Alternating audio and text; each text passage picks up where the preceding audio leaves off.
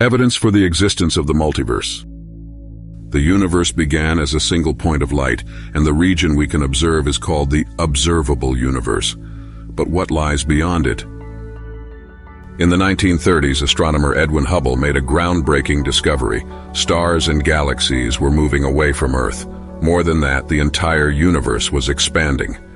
If we reverse this expansion, we arrive at the conclusion that the universe began from a single, infinitely small point. This is the Big Bang Theory. However, this is not the full story.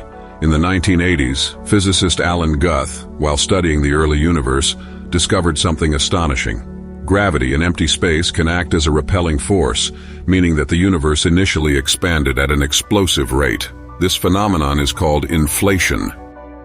Mathematically, inflation doesn't happen just once.